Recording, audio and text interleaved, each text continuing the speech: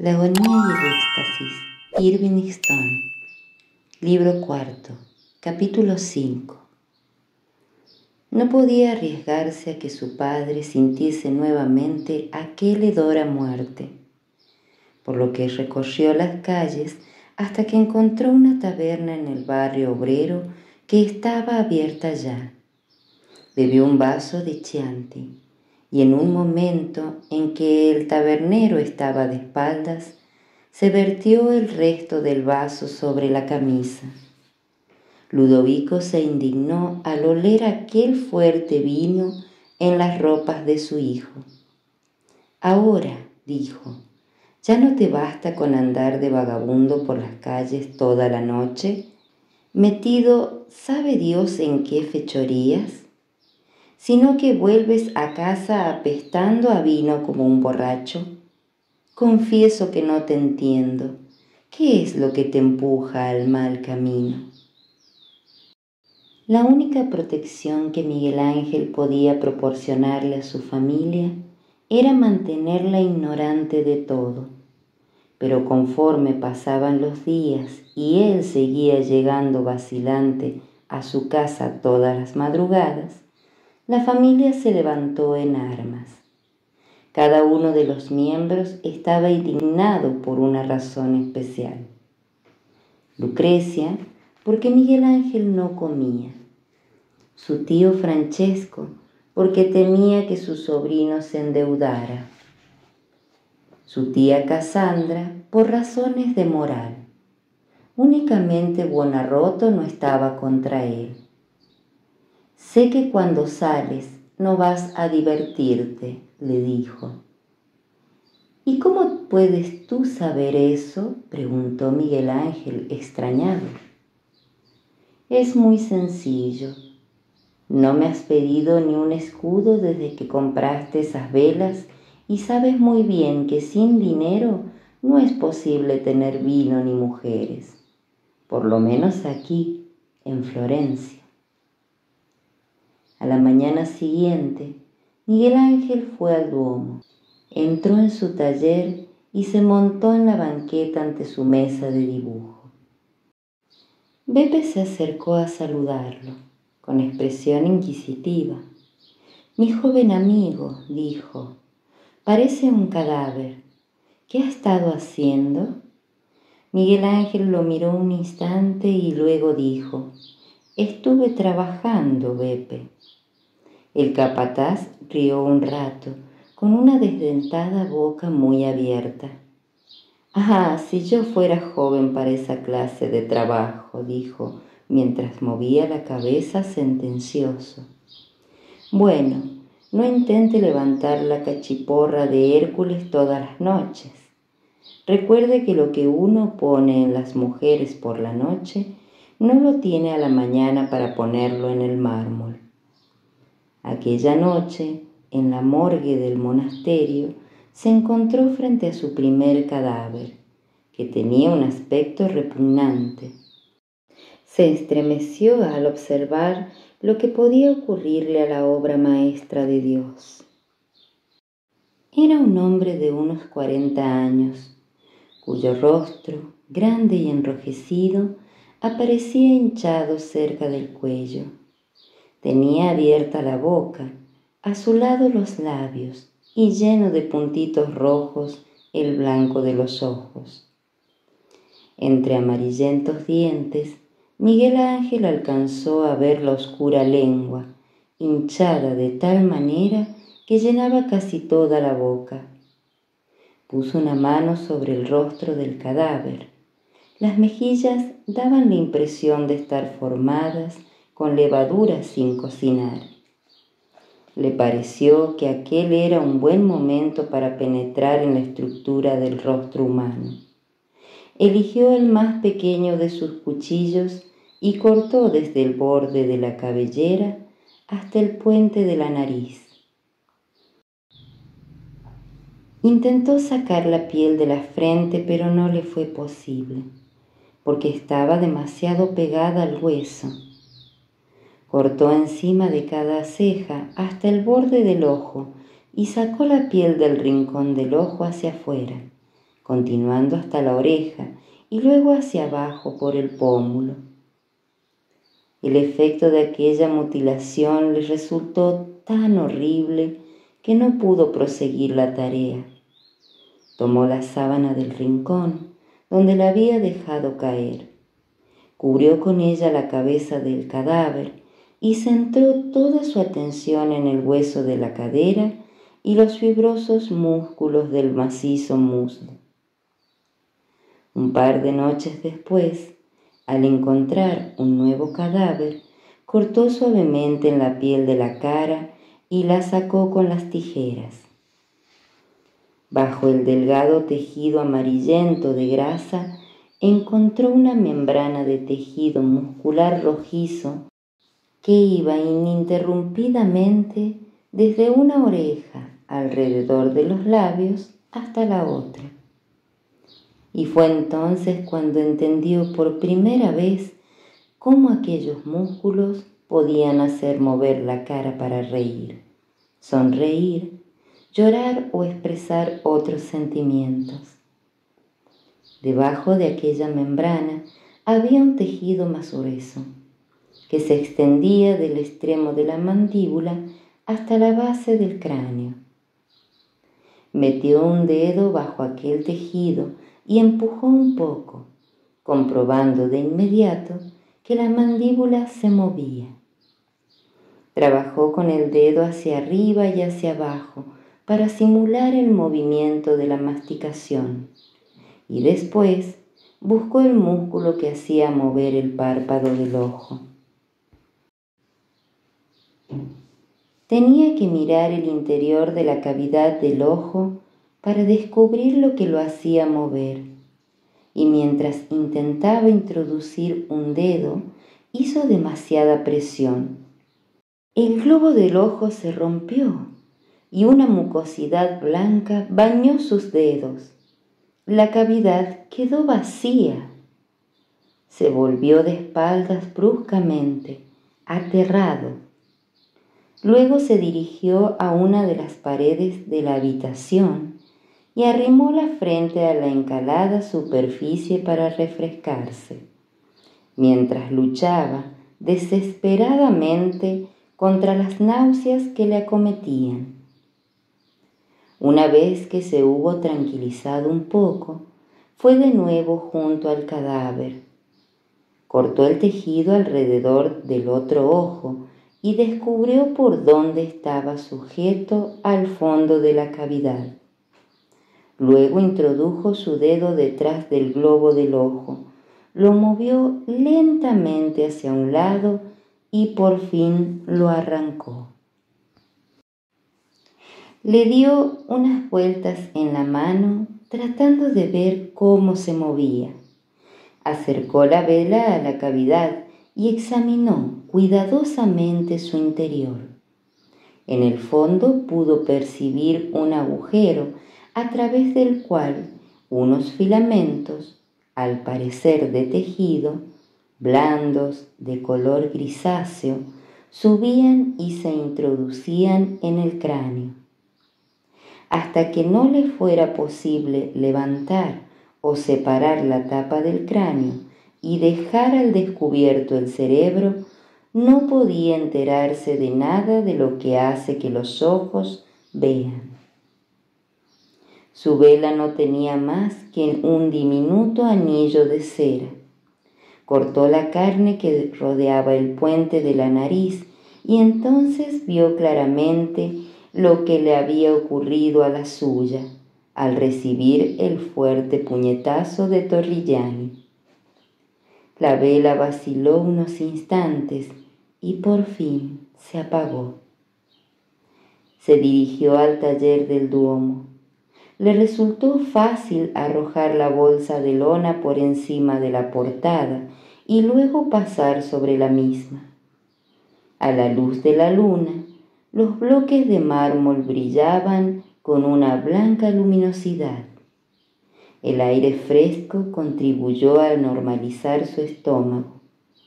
Se dirigió a su banqueta de trabajo, la apartó a un lado y se acostó debajo de la mesa, tapado con un gran pedazo de pesada lona. Poco después, dormía. Despertó horas más tarde. El sol brillaba alto ya. En la vecina plaza, los contadini estaban montando ya sus puestos. Se dirigió a la fuente para lavarse. Compró una loncha de parmigiano y 2 paninis de corteza gruesa. De inmediato volvió al taller. Trató de cortar el mármol alrededor de los bordes del bloque del Hércules, pues creyó que el contacto de sus manos con las herramientas le produciría gozo. Pero no tardó en dejarlas. Se sentó en la banqueta y comenzó a dibujar un brazo, músculos, coyunturas, una mandíbula, un corazón, una cabeza. Cuando llegó Beppe y se acercó para darle un buongiorno afectuoso, Miguel Ángel extendió una mano sobre la hoja de papel en la que dibujaba. Beppe se detuvo bruscamente al ver una cuenca vacía y unas vísceras al descubierto. Movió la cabeza muy serio, se volvió y se fue. Al mediodía, Miguel Ángel fue a su casa a comer para que su padre no se asustase por su prolongada ausencia. Necesitó varios días para armarse del suficiente valor y volver a la morgue. Había decidido romper la parte superior del cráneo de un cadáver. Una vez allí, empezó a trabajar rápidamente con el martillo y el cincel, cortando hacia atrás desde el puente de la nariz. Era una tarea que le ponía los nervios en tensión, porque cada vez que aplicaba un golpe, la cabeza se movía. Además, no sabía cuánta fuerza era necesaria para quebrar el hueso. No le era posible abrir el cráneo. Cubrió la cabeza del cadáver y pasó el resto de la noche estudiando su columna vertebral. Con el cadáver siguiente, no cometió el error de cortar hacia atrás el cráneo, sino que lo hizo alrededor de la cabeza, desde atrás de la oreja izquierda a lo largo de la línea donde terminaba el martillo, para penetrar el espesor del hueso.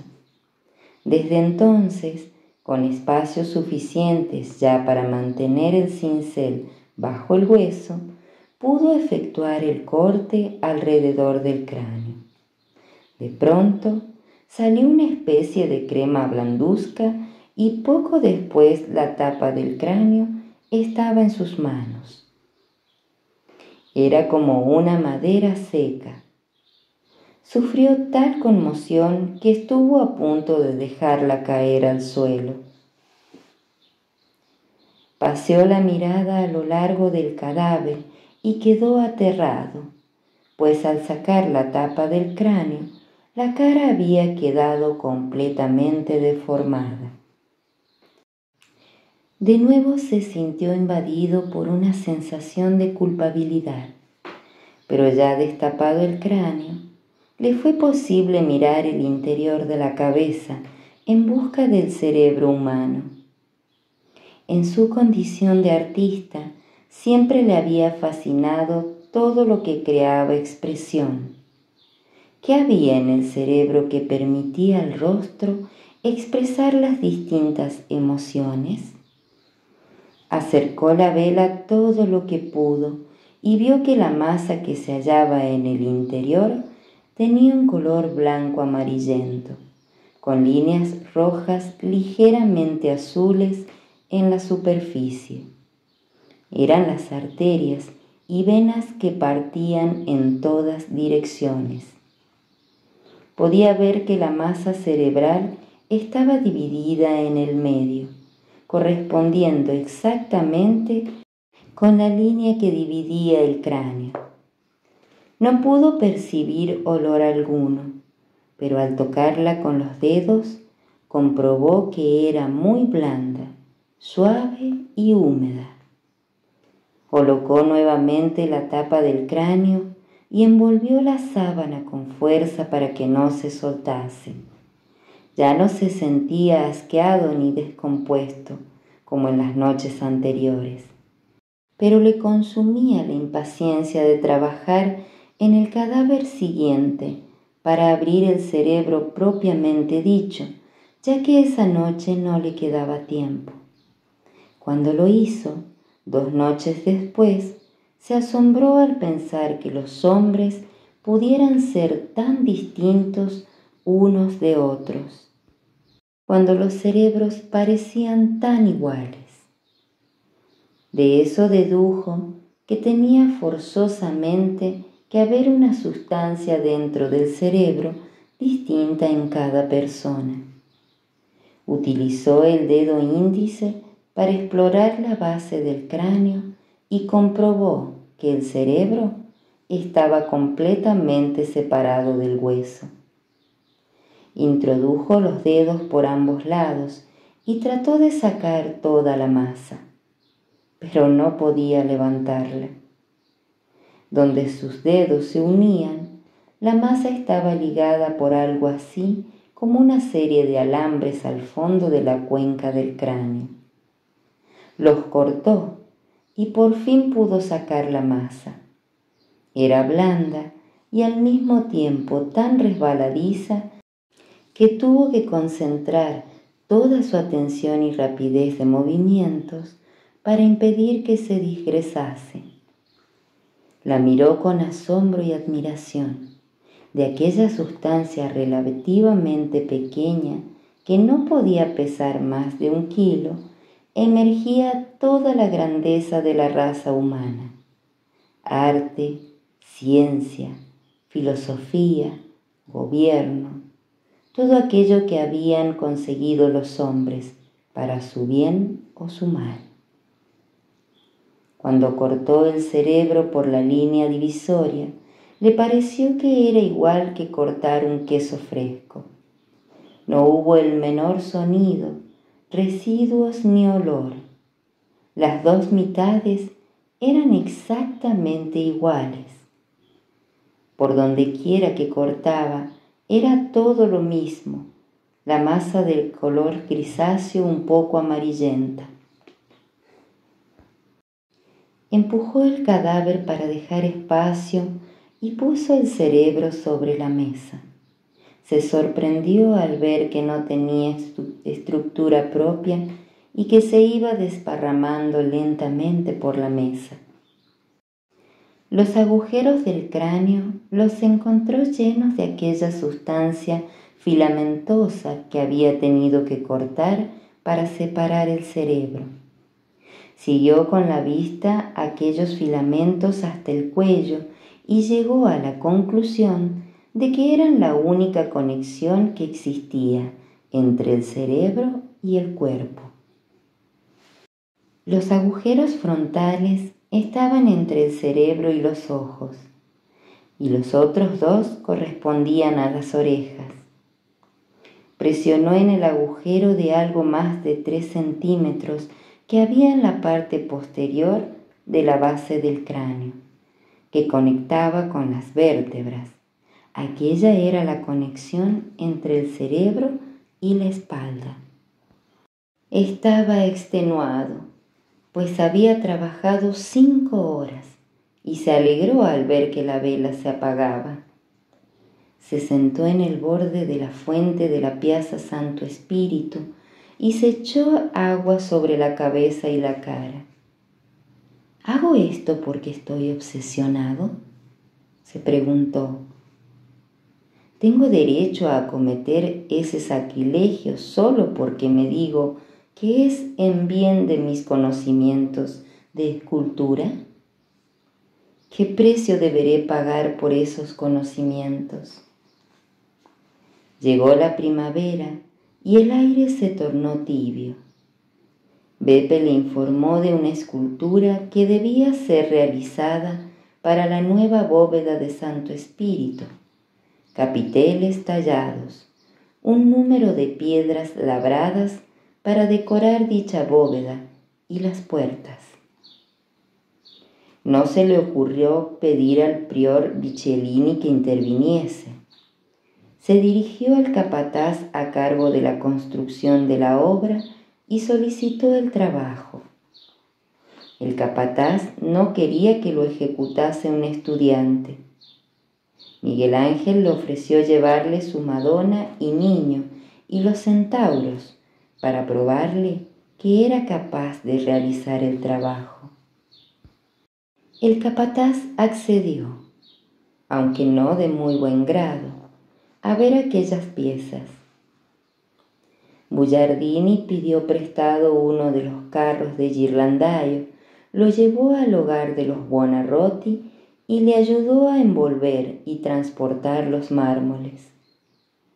Los colocaron cuidadosamente sobre una gruesa capa de paja y los llevaron, atravesando el ponte Santa Trinità, a Santo Espíritu.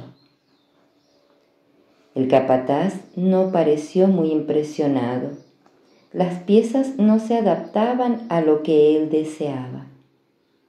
Además, dijo, ya he contratado a 2 hombres que harán el trabajo.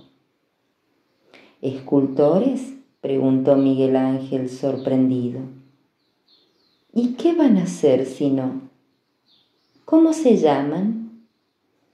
Giovanni di Beto y Simone del Caprina. Nunca había oído hablar de ellos. ¿Dónde aprendieron escultura? En un taller de herrero o de platero, no estoy seguro. ¿Es que van a ornamentar las piedras con plata? Trabajaron con Prato en una obra similar. Tienen experiencia. Yo no la tengo, Después de 3 años en el jardín de escultura de Lorenzo de Medici a las órdenes de Bertoldo. No lo tome a mal, muchacho. Son hombres mayores que tienen familias que mantener. Ya sabe qué poco trabajo hay en mármol, pero, naturalmente, si me trae una orden de Piero de Medici, puesto que es un protegido de la familia y Piero es quien paga el trabajo. Miguel Ángel y Bugiardini se llevaron los 2 relieves de mármol y volvieron a colocarlos debajo de la cama. Ludovico esperaba pacientemente que su hijo se enmendase.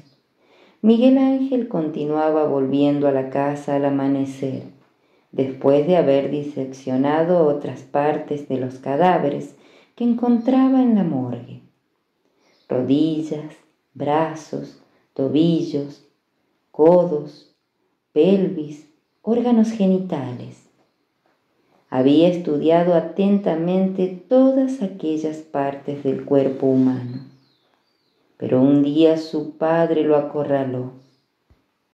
Te ordeno, dijo, que abandones de una vez la vida disoluta que llevas y vuelvas a trabajar durante el día y a dormir por la noche, como todas las personas decentes.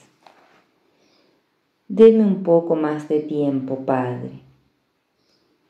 Giovan Simone estaba encantado de que Miguel Ángel hubiese optado por la vida que él consideraba alegre.